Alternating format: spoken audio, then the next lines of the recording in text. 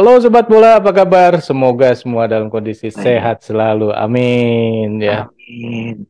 Indonesia akan menghadapi timnas Burundi untuk leg Betul, kedua ya di FIFA Matchday bulan Maret 2023 ini. betul. Dan hasil yang pertama kan Indonesia menang nih. Kita sebut-sebut aja terus Indonesia menang lawan Burundi yang di leg pertama 3-1. Nah, tapi nanti di leg kedua ini gimana nih, Bro? Ini kan kalau kita lihat di leg pertama, di babak pertamanya Indonesia, wah, kayaknya menyerang terus lah, keren lah gitu ya. Dan Burundi juga hanya sedikit sekali apa namanya bikin peluang ke Indonesia. Tapi di babak kedua kebalik nih. Betul, Artinya kan di babak kedua Burundi tuh sudah lebih siap lah dibandingkan di babak pertama. betul, Nah, Bro. apalagi nanti di leg kedua pasti dia sudah mempersiapkan nih. Wah, ini Indonesia tuh mainnya kayak gini nih. Jadi harus dilawan seperti ini. Ya, Kira-kira seperti apa nih, Bro? Pertandingan di leg kedua ini. ya. Kalau saya analisa ya dari Mhm. pertandingan pertama dan ini juga menjelang pertandingan yang leg keduanya, saya pikir pertandingan pertama di leg pertama itu Burundi adalah mulai sadar diri ya, mulai menyadari bahwa mereka ternyata ada kesalahan penerapan sistem permainan gitu loh.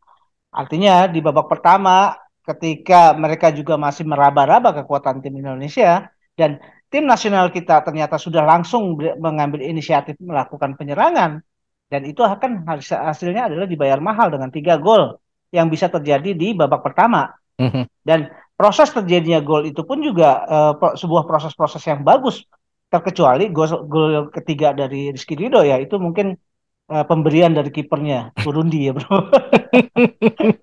Hadiah. Ah, Ya. hadiah. Tapi sebetulnya yang menarik bahwa ketika Burundi belum siap, Indonesia sudah bisa menceploskan 3 gol. Ketika Burundi sudah sadar dan melakukan evaluasi, Indonesia justru yang kegolan satu. Nah, Mhm.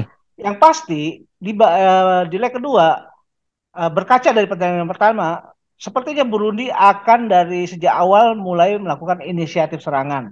Mhm. Dan dia tidak lagi menerapkan sistem permainan yang middle block dia Mhm. akan mulai melakukan permainan yang full pressure dari sejak Mhm.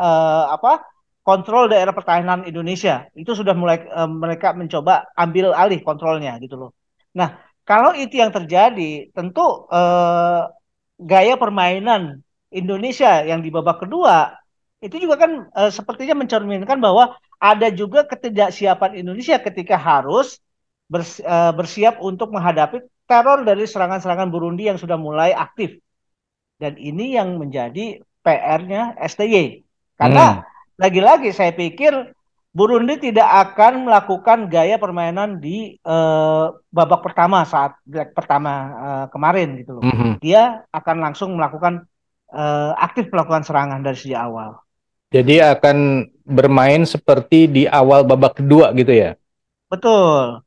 Karena di awal babak kedua mereka sudah melakukan permainan yang mencoba masuk ke dalam ruang-ruang pertahanan Indonesia pada saat Indonesia sudah sedang menguasai dan Mhm. supaya dalam upaya untuk membuild up serangan.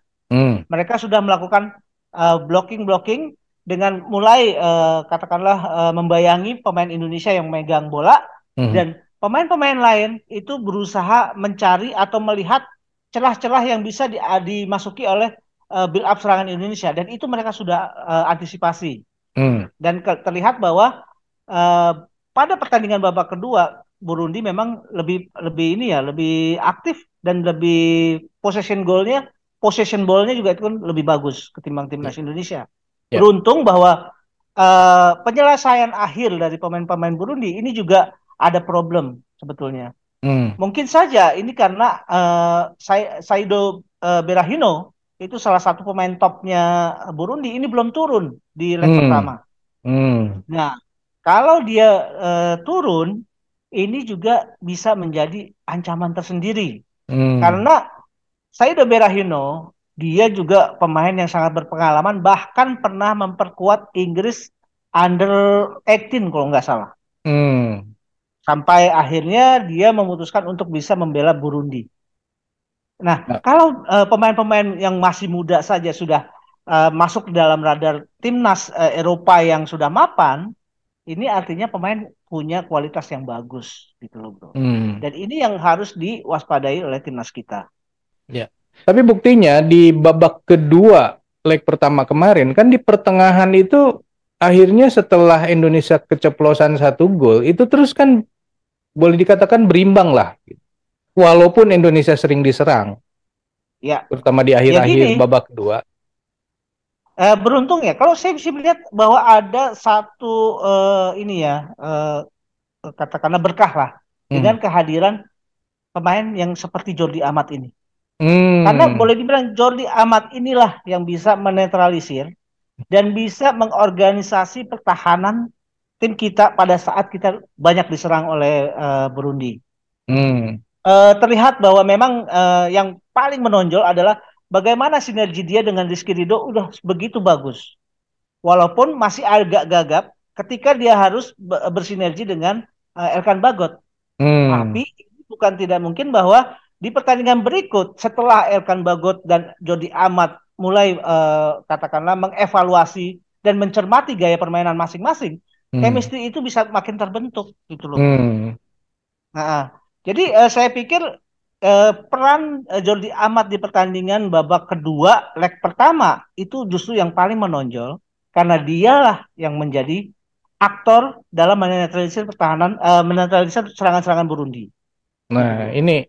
ini kan pasti ada kiat-kiat nih yang akan dilakukan oleh Burundi ini. Gimana caranya nih supaya Jordi Amat ini bisa di apa ya ibaratnya bisa Ya, dikelabui lah atau disiasati lah apa supaya ya, supaya serangan Burundi bisa berhasil kan gitu kan? betul. Ya pasti akan dicari celah supaya katakanlah ya pemain-pemain lini serang Burundi tidak langsung berhadapan one on one dengan Jordi Amat. Itu Ah, satu. iya. Mhm. Jadi mereka berusaha mengeksploitasi daerah-daerah yang jauh dari pengamatannya Jordi Amat. Hmm. Itu yang sepertinya akan mereka lakukan seperti itu. Hmm. Mengingat mereka mentah di Jordi Amat. Nah, artinya di pertandingan leg kedua tentu kita juga tidak lagi bisa katakanlah ini ya menggantungkan semua pertahanan pada sosok Jordi Amat seorang. Dia juga harus banyak di cover. Siapa yang mengcover? Ya justru dari gelandang-gelandang bertahan yang cocok yang bisa mengcover katakanlah ya gaya permainan Jordi Amat itu kemungkinan adalah Mark Locke. Saya melihat seperti itu. Hmm. Dengan harapan bahwa di pertandingan leg kedua Stefano Lillipali tetap harus bermain Hmm. karena dia akan menjadi katakanlah pemain yang bisa menjadi second striker, menjadi distributor bola ke apa area pertahanannya Burundi supaya tidak terjadi kekosongan. Hmm. Itu yang saya lihat sih seperti itu. Dan bisa jadi juga kemungkinan kalau katakanlah ya Rahmat Irianto memang tidak diturunkan, bisa diturunkan Sahrian Abimanyu misalkan. Karena Hmm. Sahrian Abimanyu ini juga pemain yang lebih sering menjemput bola Hmm. karena dia ketika Indonesia akan membuild up serangan, Sahrian selalu mencari posisi untuk bisa dioper bolanya ke dia. Karena Hmm. dialah yang akan mengkreasi serangan ke depan. Dia Hmm. menjadi jembatan antara lini pertahanan dengan lini depan. Gitu, Bro. Hmm. Oke. Nah, ada kemungkinan nggak bahwa pemain-pemain yang kemarin tidak bermain itu dimainkan di leg kedua? Ya, memang kan masih banyak ya pemain contoh di lini belakang aja ya masih ada Fahrudin Arianto, Mhm. ada Hansamu Yamapranata. Kemudian dari under 20 yang disisipkan ada Muhammad Ferrari. Mhm. Di lapangan tengah ada Zaki Asraf, juga Doni Tripamungkas yang belum juga diturunkan. Nah, di situ juga ada nama Yance Sayuri, Mhm. saudaranya Yakob Sayuri yang Mhm. kemarin memang tidak diturunkan. Mhm. Kemudian di depan masih ada Dimas Derajat. Cuma khusus untuk Dimas Derajat, ketika dia datang pada saat latihan, sepertinya kakinya masih diperban. Hmm. Nah, apakah dia di pertandingan leg kedua setelah mungkin monitoring dari tim kepelatihan, apakah cukup punya kebugaran untuk bisa ditampilkan? Itu juga menjadi tanda tanya. Hmm. Nah, kalau saya pikir memang tidak semua pemain-pemain yang kemarin tidak diturunkan kemudian jadi turun pada pertandingan kedua. Ya. Tetap ada sisipan atau paling tidak mungkin ya yang akan dilakukan adalah menyisipkan pemain-pemain yang belum diturunkan di formasi awal. Hmm. Jadi katakanlah 70-80% adalah pemain-pemain yang bermain di babak pertama di laga leg pertama. Itu yang, Hmm. yang diturunkan. Gitu loh. Tapi beberapa yang 20%-nya diganti gitu ya dengan yang baru. Betul, betul. Bisa saja ya eh, eh, kalau kita merujuk pada eh, posisi per posisi, Sahrul Tisna di pertandingan leg pertama Hmm. memang kan ya tidak buruk dan juga tidak memperlihatkan aksi-aksi yang memukau. Hmm. Artinya ya standar lah boleh dibilang. Hmm. Kemudian di ke depan ke bagian back itu kan sepertinya ini sesuatu yang sulit untuk dirubah Hmm. karena formasi ini sepertinya menjadi formasi yang sangat bagus ya saya lihat. Peran Hmm. Jordi Amat di tengah, kemudian Rizky Ridho di sebelah kanannya dan Elkan di sebelah kiri. Saya pikir ini juga masih sangat mungkin untuk diturunkan. Hmm. Nah, lanjut ke tengah, itu kan di situ bisa ditempati oleh Arhan yang bisa dan Asnawi yang Hmm. bisa bertransisi untuk bermain turun naik ya. Ya, Pada saat apa kita diserang dia bisa menjadi back turun. di Ya. kiri dan kanan. Hmm. Saat menyerang dia menjadi seorang winger gitu loh. Ya. Nah ini masih mungkin karena Arhan permainannya juga bagus, Asnawi pun begitu. Saya pikir nggak ada salahnya mereka dipertahankan. Hmm. Hmm. Nah di Hmm. sini sosok yang mungkin ya masih juga ada di leg kedua adalah Dili Pali dan Mark Klok. Hmm. Ini juga saya pikir masih layak dipertahankan, kecuali mungkin Rahmat Irianto. Nah, sebetulnya gini, kalau misalkan antisipasi ya dan gaya permainan Burundi yang akan secara frontal melakukan serangan, Hmm. ini justru peran Sahrian Abimanyu jadi penting. Hmm. Karena ketika Indonesia mendapatkan apa ya transisi dari bertahan menjadi menyerang, yang dibutuhkan adalah pemain-pemain yang punya akurasi apa akurasi umpan yang bagus, kemudian pemain juga yang pandai menempati posisi yang tidak terjaga, itu Hmm. ada di sisi Sahrian Abimanyu gitu loh bro. Hmm. Hmm. Hmm. Mm-mm. Depan. Ya, depan ya tetap mungkin saya berpikir dengan penampilan Dendi yang kemarin itu Dendi masih bisa masih layak dipertahankan. Hmm. Yakob Sayuri juga masih layak dipertahankan Iya. Wah, gitu loh. jadi Sedangkan Dimas Derajat kita lihat pada kondisinya gitu. ya, ya, ya. Dava Hmm. gimana? Dava itu pemain favorit saya tuh. Dava diturunkan nggak nih? Sangat mungkin bisa jadi loh dapat diturunkan karena sebetulnya gini, kalau saya melihat ya penampilan Sahrul Tisna juga yang mungkin dia juga tidak terlalu banyak mendapatkan ujian pada saat melawan Burundi Mhm. karena dia terselamatkan oleh penampilan Jordi Amat yang sangat bagus ya. Kemudian dia juga pada saat melakukan dia mencoba untuk menangkap bola tapi tangkapannya juga tidak lengkap itu juga akan menjadi salah satu poin minus ya buat Mhm. Sarul Tisna. Apakah dengan penampilan tersebut dan berusaha memberikan jam terbang yang lebih kepada Dava, bisa saja Dava juga diturunkan di pertandingan Hmm. ini. Ya, mudah-mudahan Atau deh. mungkin malah mungkin Nadeo juga bisa turun, bro. Iya. Kita tinggal lihat bagaimana nih nantinya. Bagaimana STY menilai dari tiga kiper ini ya? Waduh, ini Iya. ya mudah-mudahan Dava deh. Saya sih berharap Dava. Oke. Nah, itu yang pemain yang tadi kemungkinan untuk diturunkan. Dari skemanya sendiri kira-kira Indonesia bermain langsung frontal juga atau mesti hati-hati dulu nih sejak awal?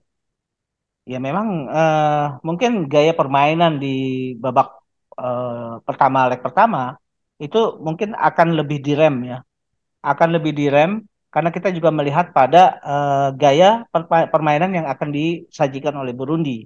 Jadi kita tidak bisa langsung ngegas sejak awal karena kalau kita melakukan ngegas dari sejak awal, yang dikhawatirkan adalah pada saat melakukan transisi.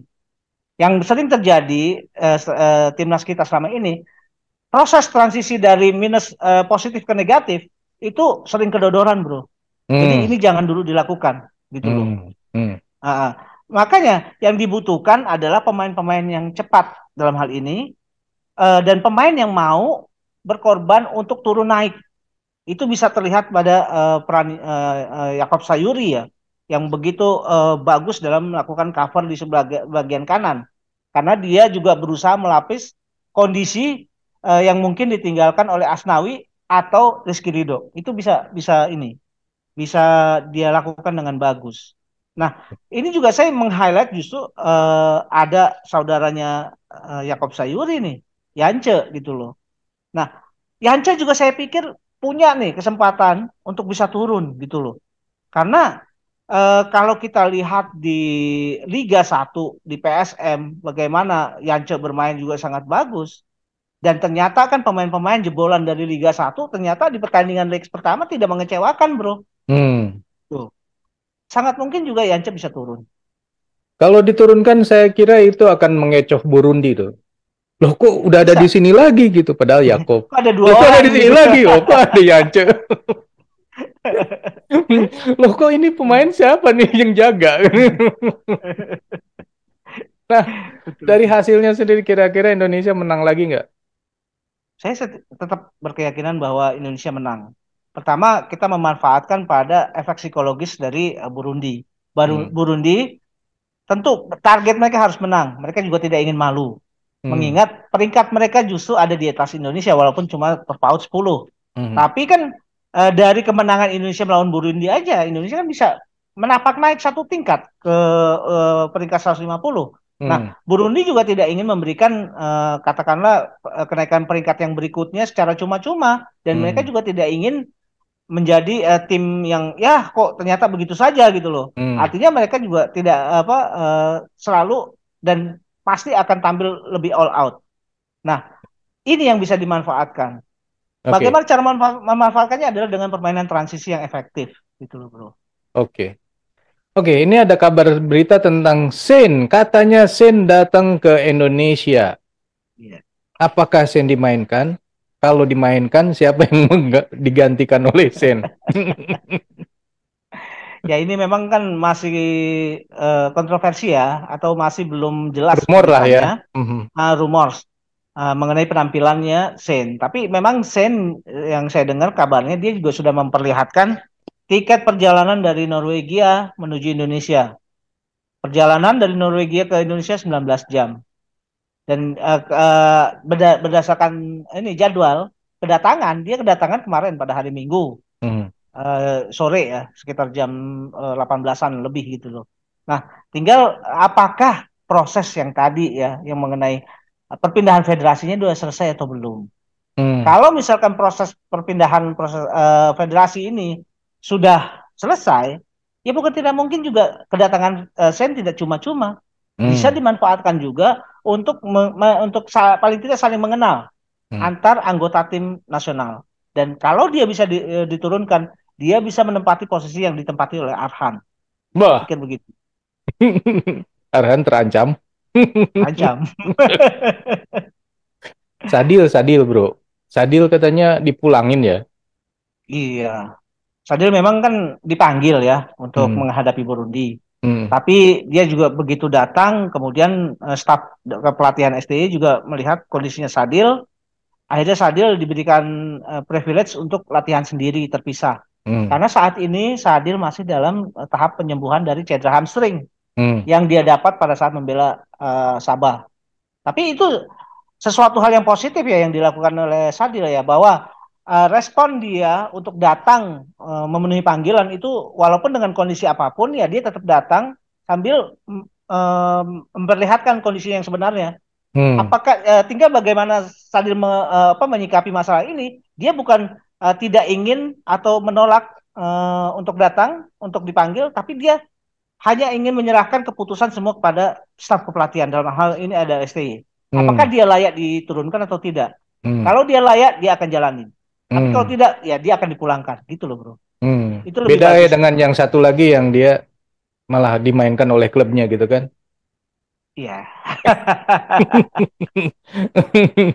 Akhirnya Lili Pali yang masuk kan gitu. Betul. Blessing in Oh, disguise. iya. Oke Sobat Bola, itulah obrolan kita mengenai kira-kira seperti apa permainan Indonesia melawan Burundi di leg kedua nanti. Menurut Sobat sendiri siapa aja yang akan dimainkan?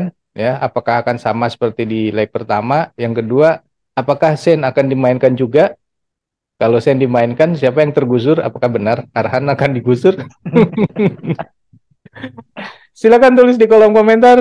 Kita akhiri dulu Ya, obrolan kita. Kita lanjut di video yang kedatang. Sampai jumpa. Bye. thank you bro.